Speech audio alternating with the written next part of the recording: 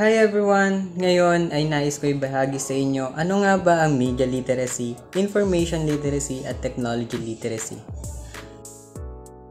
Ang media literacy, ito ay ang kakayahang umunawa, sumuri at gumamit ng iba't ibang uri ng mga media tulad ng TV, radyo, social media at iba pa nang may critical na pag-iisip. Layunin nito na hindi tayo dapat basta-basta maniwala sa mga napapanood at nababasa. Halimbawa na lamang natin dito ay ang pagsusuri ng balita sa Facebook kung ito ba talaga ay totoo o fake news. Ano nga ba ang information literacy?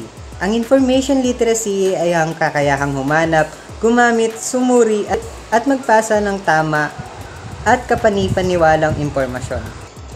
Mahalaga ito upang maiwasan natin ang fake news at maling impormasyon. Halimbawa na lamang nito ay ang paghahanap ng tamang sources sa internet para sa research tulad ng paggamit ng academic website o eduk site.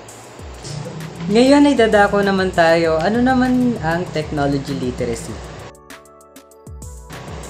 Ito ay ang kakayahang gumamit ng mga digital tools tulad ng computer, cellphone, internet, or apps para sa pag-aaral, trabaho at komunikasyon.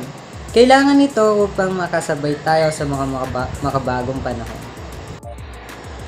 Narito ang mga halimbawa ng pagiging technology literate. Una ay ang paggamit ng Zoom o Google Meet para sa mga nag-online class or online meetings.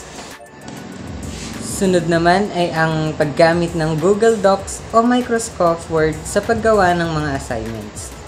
Pag-email ng resume gamit ang Gmail para sa job application. Naway may natutunan tayo sa ating natalakay ngayon. Naway maging isa tayo sa responsableng gumagamit ng media sa paghahatid man o pagkalap ng impormasyon.